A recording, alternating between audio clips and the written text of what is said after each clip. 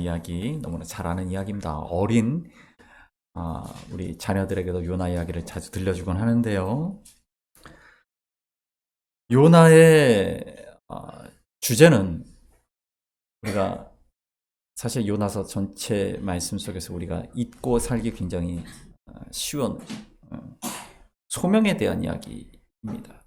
사실은 성경 전체의 주제가 소명과 관련되어 있다라고 제가 그동안 쭉 말씀을 드려왔는데요. 대표적으로 우리는 요나 이야기를 통해서 그걸 볼 수가 있습니다. 열왕기하 14장 5절에 보면 이스라엘 하나님 여호와께서 그의 종 가드의 아미떼 아들 선지자 요나를 통하여 라는 말씀을 기록되어 있어서 그 시대 주전 8세기 때 사람인가 라는 그러한 이야기들도 있지만 그때가 아닐 수도 있다 이런 성서학자들의 견해들도 있어요. 그래서 대략 이 시기가 언젠지는 정확히 우리가 이야기할 수 없지만 북이스라엘이 멸망하기 전 아수르가 하나님께서 니느웨에게 가라 하셨던 이 요나에게 가라 하셨던 그 니느웨가 아수르의 수도인데 아수르가 북이스라엘을 멸망시키기 이전이 아니겠는가 이렇게 생각하고 있습니다. 그러니까 8세기 이전이다라고 보는 것이죠. 그러니까 북이스라엘과 남유다가 아직 멸망하지 않았을 때입니다. 다시 말하면 아수르가 중군동 지역의 모든 패권을 차지하기 전 그때였다. 아수르의 패역함이 강하던 때다. 그래서 아수르라는 나라는 역사적으로 봤을 때 아수르라는 대제국은 굉장히 무서운 나라였습니다. 그들의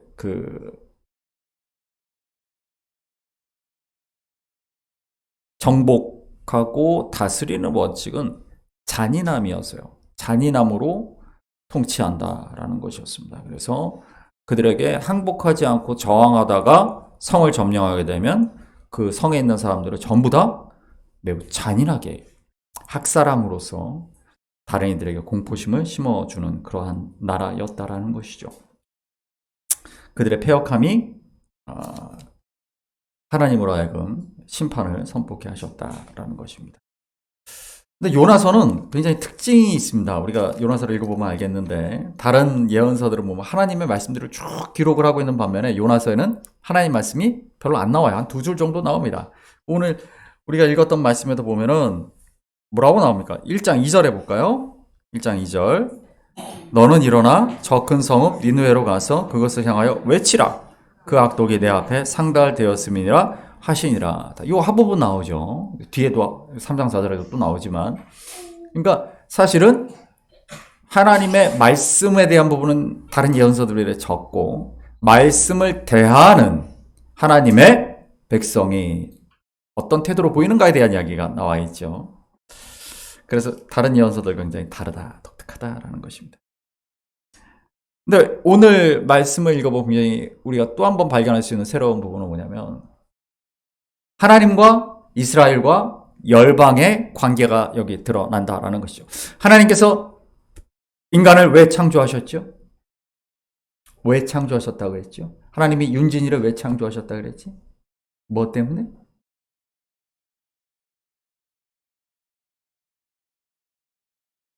여러분 이게 쳐다보시면 부끄러워서 말을 알지? 동역자로 삼으신 겁니다. 돕는 배필로. 창세기 1장에 보면 아담을 만드셔서 그렇죠? 1장과 2장에 보면 하나님의 창조 사역을 돕게 하시죠. 이름을 붙이게 하십니다. 함께 동역하기 위해 부르셨다. 돕는 배필로 부르셨다. 이게 성경이 우리를 향하는 우리의 이름이죠. 하나님의 동역자. 하나님은 아수르를 구원하기 위해 이스라엘, 오늘 우리 말씀해 보는 요나를 들어 쓰시길 원하셨다. 이게 바로 제사장 나라로 이스라엘을 부르신 이유예요. 하나님이 이스라엘만 사랑하시고 이스라엘만 구원하시는 게 아니라 이스라엘을 통하여 열방을 구원하시는 것이 하나님의 목적이셨다. 그래서 그 귀한 목적에 선택받았다. 부름받았다. 그게 이스라엘의 소명이었던 것이죠.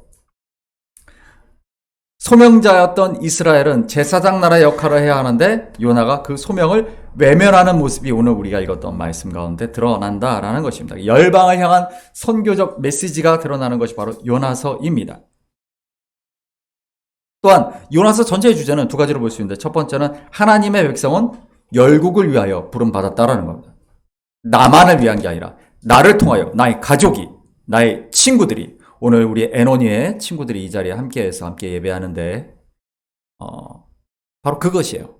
나를 통하여 하나님의 은혜가 흘러가기를, 하나님의 복이, 축복이 아브라함에게 복의 근원으로 부르셨듯이 그렇게 흘러가기를 원하셨다는 것이죠. 두 번째는 뭐냐면, 하나님이 주신 자유의지가 우리에게 있어요. 우리는 자유의지가 있어요. 근데 하나님이 자유의지를 왜 주셨을까? 자유의지를 안 주셨으면 우리가 죄를 안 저질러도 되는데, 하나님 우리에게 자유의지를 주신 이유는 우리가 자발적으로, 자원하여, 능동적으로, 주체적으로 하나님의 그 소명을 감당하여 하나님의 동역자가 되기를 원하시기 때문이에요. 하나님이 자유의지를 우리에게 주신 거예요. 그래서 우리는 자유의지가 있기 때문에 요나처럼 소명을 버리고 도망갈 수도 있어요. 죄의 자리에 설 수도 있어요. 그럼에도 불구하고 하나님은 우리에게 자유의지를 주셨다라는 것이죠. 왜 주셨을까? 옛날에 우리 김혜경 집사님이 성경 우리 사경회 때 그런 질문을 하셨어요. 하나님 왜 선악과를 만드셨을까? 안 만드셨으면 좋았을 텐데. 하나님은 왜 도대체 인간에게 자유의지를 주셔서 죄를 저지를 수도 있고 선을 행할 수도 있게 하셨을까? 왜 그러셨을까? 요나서에 그 답이 있습니다. 우리 오늘 말씀을 본 것처럼 요나가 3절에 보니까 어떻게 합니까? 여호와의 얼굴을 피하려고 다시스로 가야 되겠다. 다시스가 어디입니까? 오늘날의 스페인입니다. 스페인. 여러분 지중해를 보시게 되면 이 콜럼버스가 신대륙을 발견한 게 언제죠? 콜럼버스에 향해? 네. 자, 우리 세계사 시간이에요. 자, 한국사이기도 하고 세계사이기도 합니다. 조선의 건국이 몇 년이죠? 조선의 건국? 1392년. 그로부터 100년 후 1492년에 신대륙 발견이 있었습니다. 그때가 어떤 때냐면, 정확하게 얘기하자면 스페인을 지배하고 있던 이슬람 세력을 모두 몰아낸, 레콘키스트라고 하는데, 몰아내고 그때 이 스페인에서 신대륙을 향하여 나아가게 되죠. 그로부터 100년 후에 무슨 일이 일어납니까? 1592년 인지네란 발발. 이렇게 외우시면 됩니다. 100년 단위로, 윤진 100년 단위로 큰 사건들이 있는 거야. 1492년. 1492년에 신대륙을 향하여 출발하기 전까지는 스페인이 세상의 끝이었어요. 더 나아가면 이렇게 절벽이 있어가지고 떨어져 죽는다라고 세상은 거기까지였어요. 사람들이 생각할 때. 그런데 아니야. 세상은 둥글기 때문에 쭉 나가다 보면 새로운 땅이 있고 한 바퀴 돌 수 있다라는 생각을 갖고 있는 사람들이 있었죠. 그 전까지는 그래서 이 이스라엘에서 배를 타고 지중해를 곧장 건너면 스페인이 돼요. 거기가 끝이었어요. 그래서 요나는 지금 어디로 가요? 세상의 끝. 다시스가 스페인입니다. 거기로 간 거예요.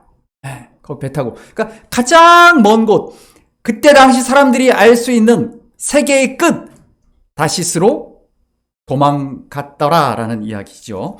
하나님의 얼굴을 피하려고 세상 끝으로 도망가는 요나의 이야기라는 것이죠. 여기서 이 요나가 배를 타는 항구 요빠가 나오는데, 요빠는 굉장히 오래된 곳입니다. 3000년 이상 된 곳이고요.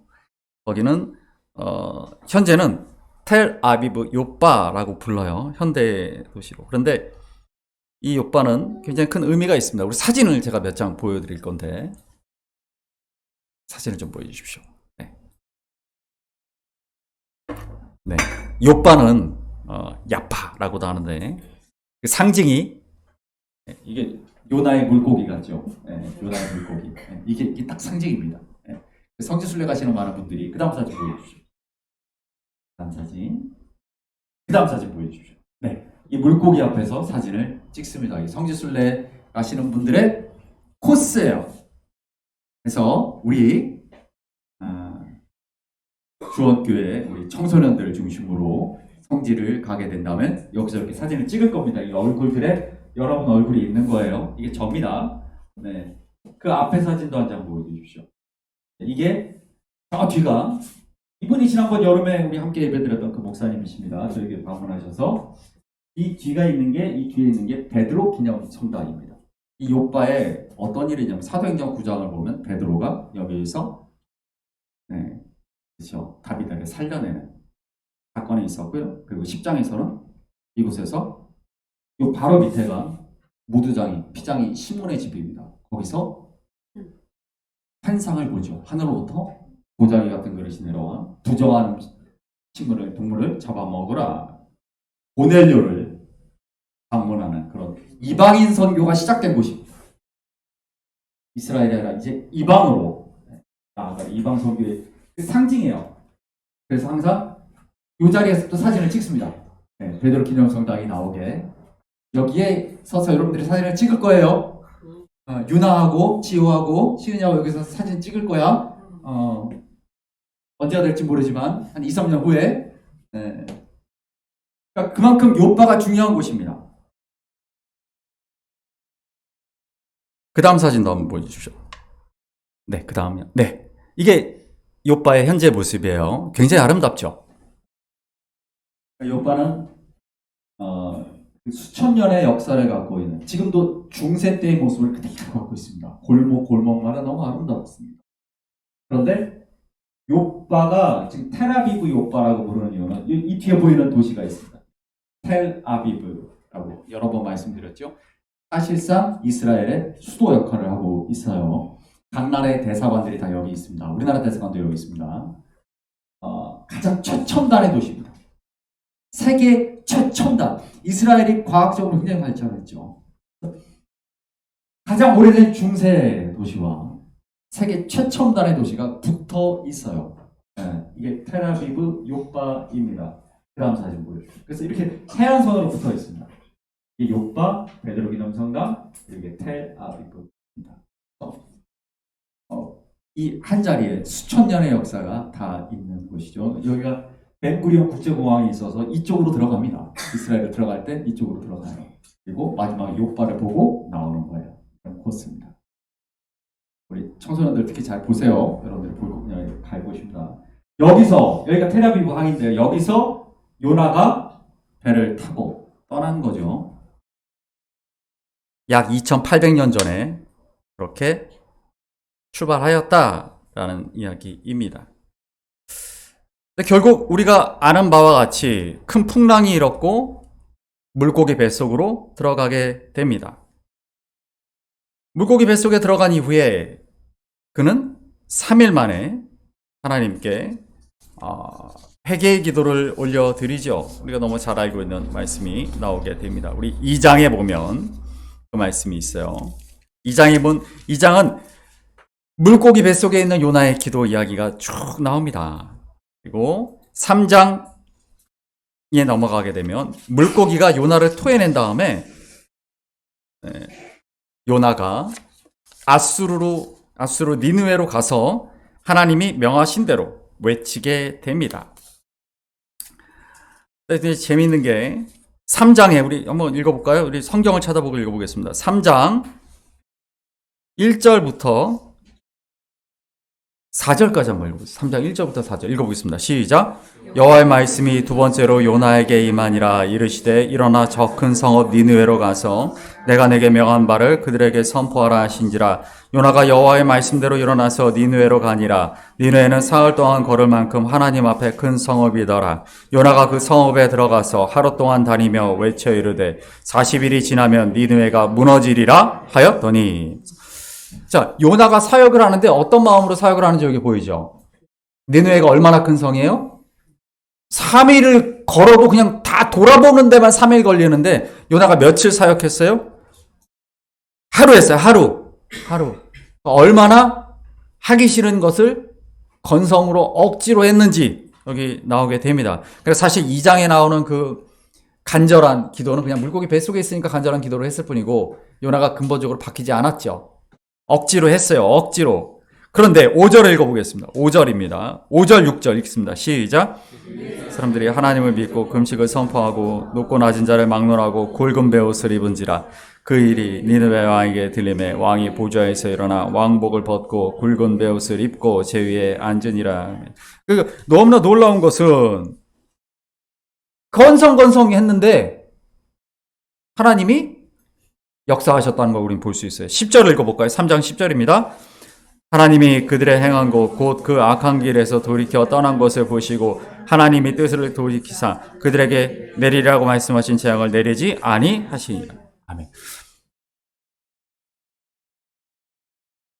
요나가 열심으로 사역한 게 아닌데 그냥 건성건성 들릴 듯 말 듯 하나님이 심판하십니다. 이거 지나갔단 말이에요. 근데 누군가 그걸 들었어. 그리고 막 회개운동이 일어나가지고 왕까지도 하나님 앞에 회개함으로 온 성이, 온 나라가 구원을 받았다라는 것이죠. 거기에 대한 요나의 태도를 보겠습니다. 4장 1, 2절 말씀입니다. 읽겠습니다. 시작. 요나가 매우 싫어하고 성내며 여호와께 기도하여 이르되 여호와여 내가 고국에 있을 때 이러하겠다고 주께서는 은혜로우시며 자비로우시며 노하기를 더디하시며 이내가 그 시사 뜻을 돌이켜 재앙을 내리지 아니하시는 하나님이신 줄을 내가 알았음이니이다. 이게 무슨 내용이죠? 요나가 지금 하나님 앞에 화내고 짜증을 내고 있는 것이죠. 하나님, 그러니까 내가 안 온다고 하지 않았습니까? 어차피 내가 하든 안 하든 하나님은 결국 이 사람들 구원하셨을 거 아닙니까? 왜 굳이 나를 이 어려운 일을, 힘든 일을 나에게 맡기십니까? 결국 하나님 마음대로 하는 거 아닙니까? 내가 어떻게 하든 간에 결국 하나님 계획대로, 하나님 뜻하신 대로 다 할 거 아닙니까? 내가 기도를 하든, 내가 사역을 하든, 열심히 하든, 건성으로 하든, 결국은 하나님 마음대로 하는 거 아닙니까? 이 세상은 하나님 마음대로 하는 거 아닙니까? 라고 말하는 것이죠. 여러분 어떻게 생각하십니까? 이 말이 맞다고 생각하십니까? 맞긴 하지요. 하나님은 결국 하나님 뜻대로 다 하시기 때문에 우리가 기도를 하든 안 하든 하나님은 하나님 뜻대로 하시겠죠. 그러면 우리의 기도는 무슨 의미가 있고 우리의 사역은 무슨 의미가 있겠습니까? 내가 에노니가 준일이 맞나? 준이를 열심히 전도하든 안 하든 하나님이 구원하실 거면 구원하시겠지. 무슨 의미가 있어요? 나의 사역은 무슨 의미가 있어요? 라는 것이죠. 이거 굉장히 중요한 질문입니다. 그러니까 요나서가 중요한 것이에요. 하나님은 뭐라고 답하십니까? 하나님의 대답은 무엇일까요? 하나님은 우리 4장의 제일 마지막에 보면 그런 말씀이 있어요. 11절 말씀 보시면 하물며 이 큰 성읍 니느웨에는 좌우로 분별하지 못하는 자가 12만 명이요 가축도 많이 있나니 내가 어찌 아끼지 아니하겠느냐 하시니라. 이상한 대답이죠. 하나님, 도대체 내가 하든 말든 무슨 의미가 있습니까? 라는 그런 말에 하나님이 내가 사랑하는 자들이 있다. 이렇게 대답하십니다. 하나님이 왜 요나를 포기하지 않으셨을까? 라는 질문을 우리가 던져야 돼요. 하나님이 왜 요나를 포기하지 않으셨을까? 하나님 명령하셨는데 그 명령을 거부하고 하나님의 얼굴을 피하려고 도망가는 사람을 왜 하나님은 그래, 너 하지 마. 그러면 넌 지옥이야. 대신 나는 은혁 있으면 되지. 너 안 해? 하지 마.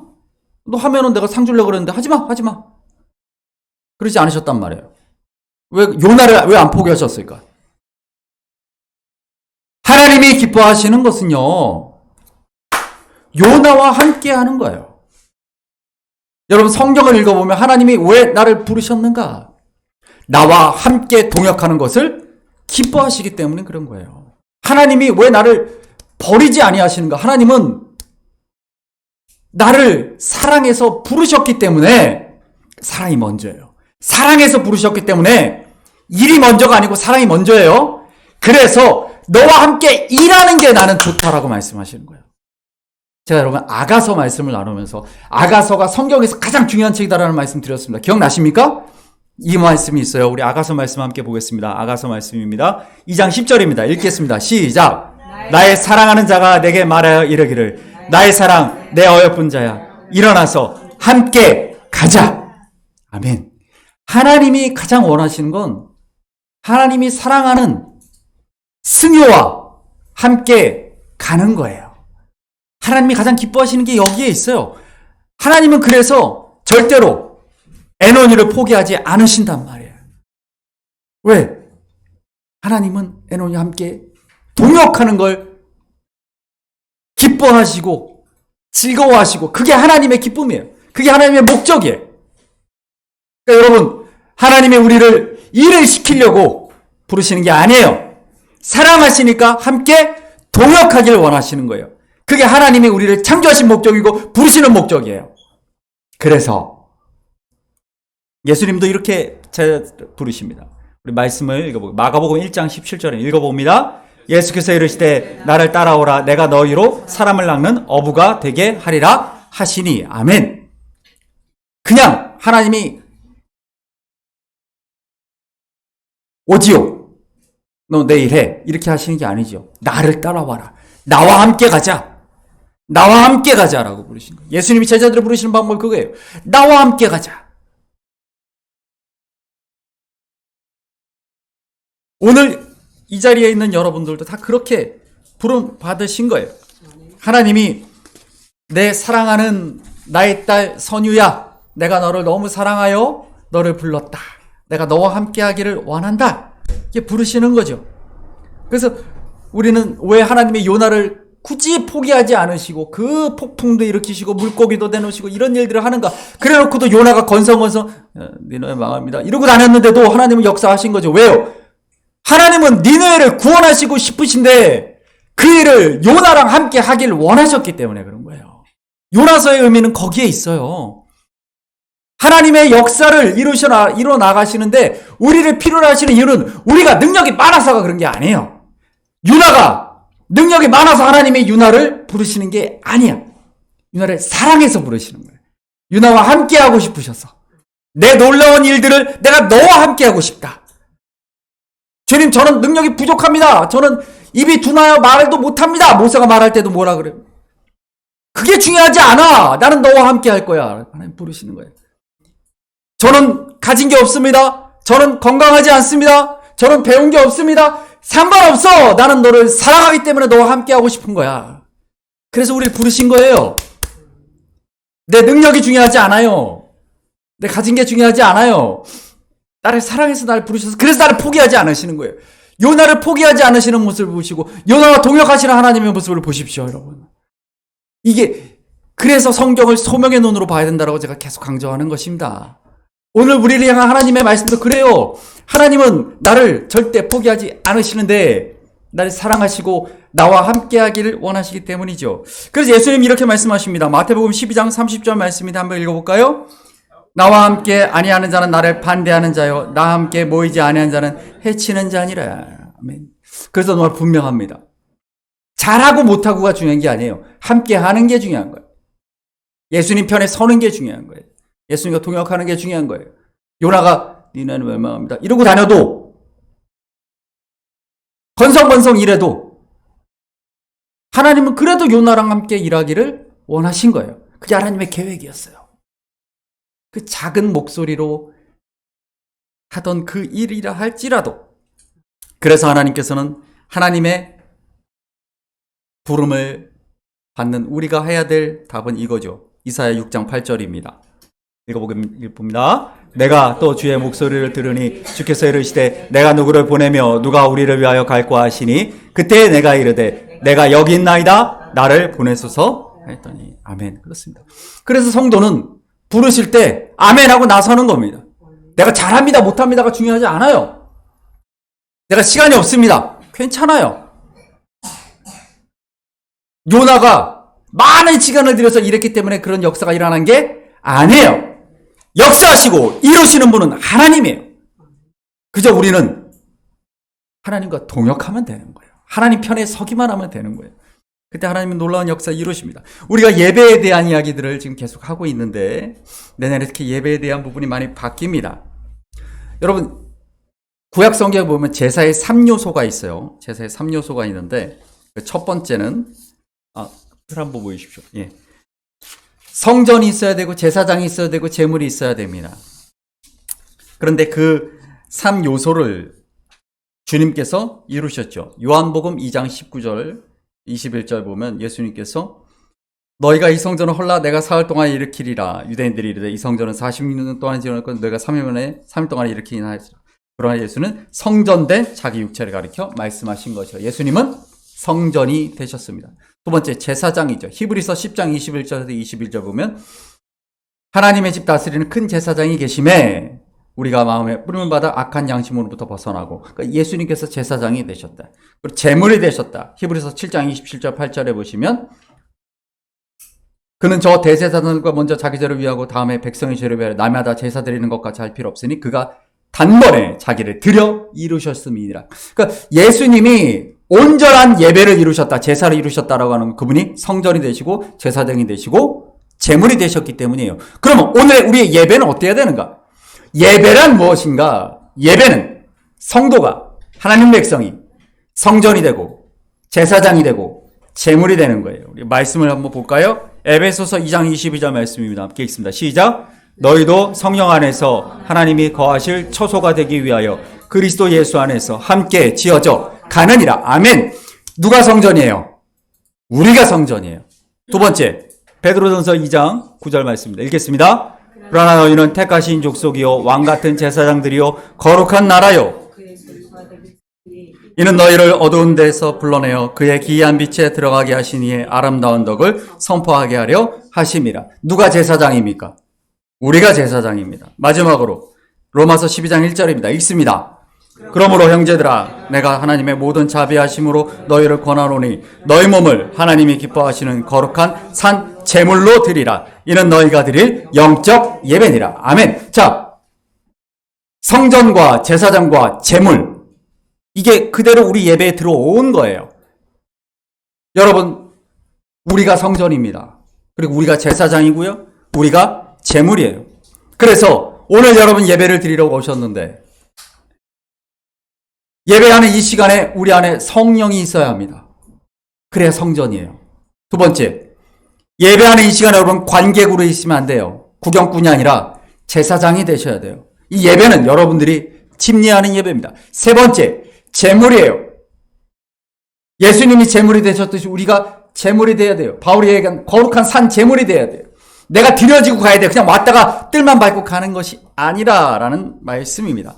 우리가 2024년에 새로운 예배를 우리가 이야기를 합니다. 그러나 그것은 갑자기 발명된 예배가 아니고 성경에 있는 하나님이 기뻐 받으시는 그 예배를 우리가 드리자라는 것이에요. 그래서 뒤에 보시게 되면 저희 벽면에 다 붙어 있습니다. 예배위원들을 붙이는 것들이 있고 또 예배 찬양팀 성가대 여러분들이 다 자원하여 쓰십시오라고 되어 있어요. 여러분들이 자원하여 기쁨으로 예배하는 걸 하나님은 가장 기뻐하세요. 여러분들이 잘하고 못하고가 중요하지 않아요. 잘하고 못하고 중요하지 않습니다. 제가 작년에 1년 동안 목포 우리회담교회에서 세대통합 예배를 진행했어요. 교인분들에게 한 2달간 미리 쫙 설명을 드렸습니다. 예배가 이렇게 바뀝니다 라고 설명드리고 예배를 드리기 시작했어요. 3월부터 예배를 드렸어요. 사진을 몇 장 보여주십시오. 네, 이 헌금하는 장면입니다. 이 관계가 누구냐면 엄마, 딸, 외할머니, 조카 이렇게 있어요. 네. 헌금함을 들고 있는 사람은 2사람이지만 온 가족이 다 하나님 앞에 봉헌위원을 하지요. 이 의미가 뭘까요? 다음 사진 보여주십시오. 이 의미가 뭘까요? 봉헌위원 예배위원을 한다는 건 나를 제물로 드리는 거예요. 여러분, 헌금이 제물이 아니에요. 이거 착각하지 마십시오. 헌금은 예물이에요. 제물로 드려지는 건 그 예물을 바치는 사람이에요. 우리 동방 박사 이야기를 항상 성탄절에 반복하는데, 예물을 드리는 사람이 제물로 드려질 때 진정한 예물로 받아들이는 겁니다. 동방 박사들의 그 목숨을 건 오랜 그 시간의 걸음들이 진짜 하나님이 받으셨던 경배와 예배인 거예요. 그들의 목숨을 걸고 걸었던 그 길들을 하나님 받으신 거죠. 마찬가지입니다. 그 다음 한번 보여주십시오. 온 가족이 나와서 봉헌위원을 합니다. 온 가족이 나와서 봉헌위원을 해요. 자녀들에게 부모님이 얘기하죠. 우리 가족이, 이번 달에는 우리 가족이 봉헌위원을 하자. 이번 주는 아빠가 들고 나가고, 헌금함을. 다음 주는 아들이 들고 나가고. 고등학생, 대학생. 그 다음 보여주십시오. 네. 딸은 중학생이고요. 오빠는 고등학생입니다. 할머니, 엄마, 아들, 딸. 끝에가 청년, 큰아들. 예배는 내가 제물이 될 때 진짜 예배입니다. 예배 자리에 앉아서 1시간 앉아 있었다 그래서 예배가 아닙니다. 내가 산 제물로 드려질 때 그게 예배예요. 그 다음 보여주십시오. 네. 뭘 안다고 이 얘기가 나왔겠어요. 네, 할머니가 손주를 데리고 나온 겁니다. 예배위원을 한 거예요. 헌금위원을. 할아버지, 아빠, 엄마, 손자, 할머니 이렇게 나갔죠. 이 온 가족이 제물이 돼서 드립니다. 여러분, 예배는 내가 제물이 되는 거예요. 나를 받으옵소서라고. 주님, 내가 여기 있사오니 나를 받으옵소서. 주님, 내 헌금 요걸 받으시옵소서가 아니라 나를 받으시옵소서. 지금 시연이가 예배를 드리고 있는 것은 시연이를 드리는 거예요. 그 다음 사진도 보여주십시오. 네. 이 미취학 아동들이죠. 네. 어린이집 다니는 아이들을. 우리 젊은 부부가 아이들을 데리고 나와서 예배위원을 합니다. 헌금위원을 합니다. 이 아이들이 묻죠. 아빠, 우리 왜 나가는 거야? 엄마, 이 헌금위원이 뭐야? 설명을 해줍니다. 우리가 하나님께 제물로 드려지는 거야. 이게 예배야. 라고 말하는 거죠. 그 다음 보여주십시오. 네. 여기도 할머니, 외할머니, 엄마, 딸, 3대가 나가죠. 네. 우리 가정이, 모든 가정이 하나님께 드려지길 원합니다. 여러분. 이게 제물로 드리는 겁니다. 그 다음 보여주십시오. 네. 여기도 아빠, 엄마, 두 아들이죠. 이 두 청년은 타지에 나가 있는, 기숙사에서 있는 청년들이라 방학 기간에 날짜를 맞춰서 헌금위원을 하는 겁니다. 집에 내려와 있을 때 봉헌위원을 하겠다 해서 여름에 날짜를 맞춰서 내려왔어요. 하나님께 우리 가정이 드려지길 원합니다라는 거죠. 여러분, 예배는 정신적으로 마음적으로 하는 게 아니라 내 몸을 드리는 거예요. 내 목소리를 드리는 거고. 한번 보여주시죠. 마지막으로 네. 원로 장로님이신데 우리 어린 학생들이